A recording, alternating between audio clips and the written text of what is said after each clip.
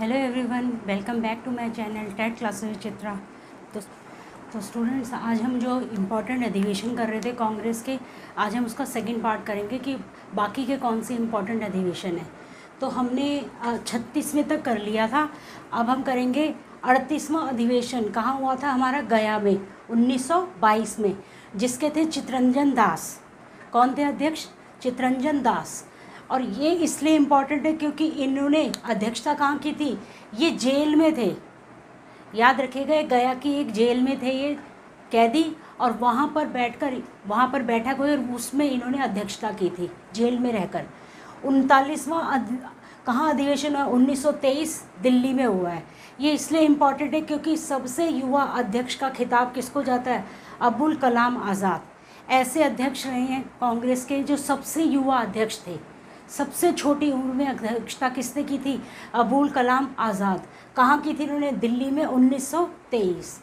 40वां अधिवेशन हमारा हुआ था 1924 बेलगांव। ये बहुत ही इम्पॉर्टेंट है। इसमें हमारे गांधी जी ने पहली और अंतिम बार क्या की थी? अध्यक्षता की थी। गांधी जी ने बोल दिया था कि आगे से मैं कभी भी कांग्रेस के किसी भी अधिवेशन की अध्यक्षता नहीं करूँगा। और पहली और आखिरी बार 1924 में बेलगांव कहाँ है? कर्नाटक में एक जगह है। वहाँ पर गांधी ने क्या किया था? अध्यक्षता की थी इस अधिवेशन की। और ये बहुत इंपॉर्टेंट है, बहुत बार आता है कि गांधी ने कौन से अधिवेशन की अध्यक्षता की है, तो आ जाएगा 40वां। 1924 गांधी कर्नाटक, ये याद रखेगा, बेलगांव कर्नाटक, इस तरह से याद कर सकते हैं। 41वां हमारा 1925 कानपुर में। गांधी जी की शिष्या कौन थी? सरोजिनी नायडू। तो अगली अध्यक्षता 1925 में सरोजिनी नायडू ने की थी कानपुर में। और ये पहली भारतीय महिला अध्यक्ष थी। कांग्रेस की पहली भारतीय महिला अध्यक्ष है सरोजिनी नायडू। और पहली महिला अध्यक्ष कौन थी? Annie Besant.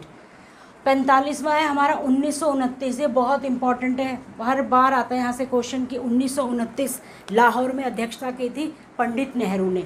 और यहाँ पर पंडित नेहरू ने लाहौर में रावी नदी के तट पर पहली बार क्या फहराया था? अपना तिरंगा। और वहाँ पे एक कसम खाई थी कि अब हमें पूर्ण स्वराज्य चाहिए, मतलब पूरी स्वाधीनता चाहिए। और आने वाला जो 26 जनवरी है, 26 जनवरी 1930 को भारत अपना पहला स्वतंत्रता दिवस मनाएगा। याद रखिएगा, ये बहुत इंपॉर्टेंट है। पंडित नेहरू ने कब किया था? लाहौर 1929। 45वां अधिवेशन, जिसमें पूर्ण स्वराज्य की, पूर्ण क्या कहते हैं? पूर्ण स्वतंत्रता की मांग की गई थी इसमें। और बोला गया था कि हम पहला स्वतंत्रता दिवस कब मनाएंगे? 26 जनवरी 1930 को। और पहली बार झंडे को किसने फहराया था? पंडित नेहरू ने। 1930 में हमारा कोई भी अधिवेशन नहीं हुआ है। आता है क्वेश्चन कि कब कौन सा वो साल था जब अधिवेशन नहीं हुआ था? तो वो था 1930। और कारण ये था कि उस टाइम पर हमारे देश में क्या चल रहा था? सविनय अवज्ञा आंदोलन। सविनय अवज्ञा आंदोलन होता है कि हाथ जोड़कर मना कर देना कि भैया अंग्रेज़ों, हम हाथ जोड़ते हैं, हम तुम्हारी बात नहीं मानेंगे। अवज्ञा मतलब हम जो भी तुम आज्ञा दोगे हम उसको फॉलो नहीं करेंगे। उसी को क्या बोलता है? सविनय अवज्ञा आंदोलन। और उस हमारे देश में चल रहा था 1930 के दौरान, इसलिए 1930 में कोई भी अधिवेशन नहीं हुआ। नेक्स्ट हुआ 46वां अधिवेशन 1931 कराची में। ये बहुत इंपॉर्टेंट है। सरदार वल्लभ भाई पटेल थे इस टाइम अध्यक्ष। इन्होंने पहली बार इस वाले अधिवेशन में पहली बार मौलिक अधिकार, जो हमारे मूलभूत जो मेन अधिकार होते हैं, मौलिक अधिकारों के बारे में पहली बार जिक्र कब हुआ था? कराची अधिवेशन में। और इस टाइम पर गांधी ने कहा था कि गांधी मर सकता है परंतु गांधीवाद नहीं। ये बार बार लाइनें आ जाती कि गांधी मर सकता है परंतु गांधीवाद नहीं। किसने बोला था? गांधी जी ने बोला था। कौन से अधिवेशन में? कराची अधिवेशन 1931, 46वां। और अध्यक्षता की थी सरदार वल्लभ भाई पटेल ने। याद रखिएगा, दो इम्पॉर्टेंट पॉइंट्स है इसके। पहली बार मौलिक अधिकारों का प्रस्ताव रखा गया था, ठीक है। और दूसरा, गांधी ने बोला था कि गांधी तो मर सकता है, लेकिन गांधी ने जो हमें एक नई दिशा दिखाई है कि अहिंसा के रास्ते पे चलो, सत्याग्रह का पालन करो, वो सब कभी नहीं मर सकता। नेक्स्ट है हमारा 50वां अधिवेशन, लखनऊ में हुआ है पंडित नेहरू ने। यहाँ पर गांधी ने कहा था, गांधीवाद का जिक्र कब आया है? 1931 में। नेहरू ने यहाँ पर पहली बार लखनऊ में हुआ है, ये 1936 में नेहरू अध्यक्ष थे। इसमें नेहरू ने कहा मैं एक समाजवादी हूँ। समाजवादी शब्द कब आया है? ये नेहरू द्वारा दिए गए शब्द है कि मैं समाज में रहने वाला एक प्राणी हूँ और मैं बिना समाज के नहीं रह सकता। तो समाजवादी शब्द कौन लाया? पंडित नेहरू। कब? 50वां अधिवेशन हुआ था लखनऊ में 1936 में। 51वां अधिवेशन हुआ हमारा 1937 फैज़पुर बंगाल में हुआ था। इसकी भी अध्यक्षता किसने की थी? पंडित नेहरू ने। एकमात्र, ये इसलिए इम्पोर्टेंट है कि ये एकमात्र ऐसा अधिवेशन है जो कहाँ हुआ है? गाँव में हुआ है। याद रखिएगा, क्वेश्चन आएगा कि कांग्रेस का वो अधिवेशन बताओ जो उस गांव में हुआ था। तो कहाँ, कब हुआ था? फैज़पुर बंगाल। और अध्यक्ष कौन थे? पंडित नेहरू। 52वां है 1938 हरिपुरा गुजरात। 1938 हरिपुरा गुजरात में। और पहली बार कौन बने थे? सुभाष चंद्र बोस क्या बने थे? अध्यक्ष बने थे। इनकी अध्यक्षता में आर्थिक नियोजन समिति, आर्थिक नियोजन समिति जो प्लानिंग कमीशन होता है, उसकी शुरुआत कब की गई है? इस वक्त की गई है। और इसका गठन तो बोस ने किया था, लेकिन इसका अध्यक्ष बनाया गया था पंडित नेहरू को। याद रखिएगा, आर्थिक नियोजन समिति को पहली बार गठन कब किया गया? पहली बार कब आया ये शब्द? 52वां अधिवेशन था 1938 हरिपुरा गुजरात में, और अध्यक्षता की थी सुभाष चंद्र बोस ने। ठीक है, और उस टाइम पर आया था आर्थिक नियोजन समिति का गठन और अध्यक्ष बनाया गया था पंडित नेहरू को। 53वां 1939 त्रिपुरी मध्य प्रदेश। ये बहुत इंपॉर्टेंट है, इस बार आ सकता है पेपर में। सुभाष चंद्र बोस दोबारा से 1938 1939, सुभाष चंद्र बोस ने 2 बार अध्यक्षता की, 1938 और 1939 में, लगातार दूसरी बार। त्रिपुरी जगह है मध्य प्रदेश में। इस वाले जो अधिवेशन को त्रिपुरी संकट भी बोला जाता है।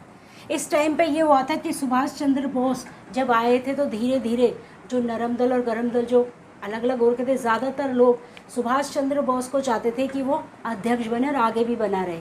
तो एक जब ये अध्यक्ष बनते हैं तो कुछ होता होगा, चुनाव वगैरह हुआ, तो सुभाष चंद्र बोस ने क्या किया? चुनाव में गांधी जी का प्रतिनिधि था। गांधी जी ने कहा कि मैं तो अब अध्यक्ष बनूंगा नहीं, लेकिन अगर तुम चाहते हो तो मेरे बिहाफ पे क्या है? पट्टा सीतारमैया, याद रखिएगा, पट्टा सीतारमैया को गांधी ने अपॉइंट किया था कि इसके और सुभाष चंद्र बोस के बीच में करवा लो, जो भी तुम्हें ठीक लगे उसको अध्यक्ष बना देना। गांधी जी ने ये प्रतिनिधि भेजा पट्टा सीतारमैया, ठीक है, लेकिन सुभाष चंद्र बोस की फेवर में सारे वोट चले गए और सब लोग क्या चाहते थे कि सुभाष चंद्र बोस ही क्या बने? अध्यक्ष बने। तो जब पट्टा सीतारमैया हार गए तो गांधी ने कहा था, उस वक्त गांधी जी को बहुत गुस्सा आया, उन्होंने कहा था ये पट्टा की नहीं मेरी हार है। इसका मतलब ये है कि पट्टा सिर्फ एक प्रतिनिधि नहीं था मेरा, पट्टा क्या था? मेरी सोच और मेरे हिसाब से जो कांग्रेस चलती थी, शायद वो उसका भी क्या हो गया, आज वो भी ख़त्म हो गई है, कांग्रेस की एक नई विचारधारा हो गई है। इसलिए इसके चक्कर में क्या किया, जब गांधी ने ये बात बोली तो फिर से कांग्रेस में क्या उथल पुथल हो गई। वापस उन्होंने कहा यार हमने तो शायद गलती कर दी सुभाष चंद्र बोस को अध्यक्ष बना के। तो फिर इस दौरान सुभाष चंद्र बोस ने अपने आप ही क्या किया, ये जो संकट, जो परेशानी आ गई थी बीच में, त्रिपुरी संकट, उन्होंने खुद ही इस्तीफ़ा दे दिया और फिर वो कभी भी अध्यक्ष नहीं बने, वो अलग ही हो गए कांग्रेस से। समझ गए? तो ये वाली क्या थी? 1939 त्रिपुरी MP, त्रिपुरी संकट क्या है? सुभाष चंद्र बोस ने पट्टा सीतारमैया को हराया और अध्यक्ष पद जीत लिया, पर बाद में उन्होंने गांधी जी के कहने पर क्या किया, अपने आप ही इस्तीफ़ा दे दिया। ठीक है, और तब किसको बनाया गया? तब राजेंद्र प्रसाद पहली बार भारतीय राष्ट्रीय कांग्रेस के क्या बने? अध्यक्ष बने। किसको बनाया गया? पट्टा सीतारमैया भी नहीं बने और ना ही सुभाष चंद्र बोस, तब बनाया गया राजेंद्र प्रसाद को। 54वां था 1940 से 45, 1940 से 45 लगभग 5 साल के लिए अबुल कलाम आज़ाद को अध्यक्ष बनाया गया। और ये 5 साल तक इसलिए रहे क्योंकि 1939 से 1945 तक क्या चल रहा था?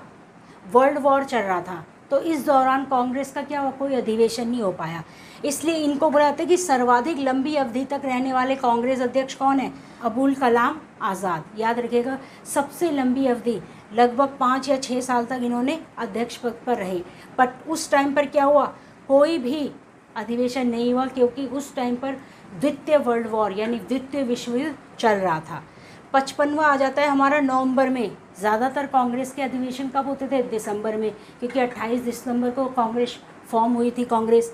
तो नवंबर 1946 को हुआ था ये वाला अधिवेशन मेरठ में, जिसमें JB कृपलानी आचार्य JB कृपलानी थे यहाँ के अध्यक्ष।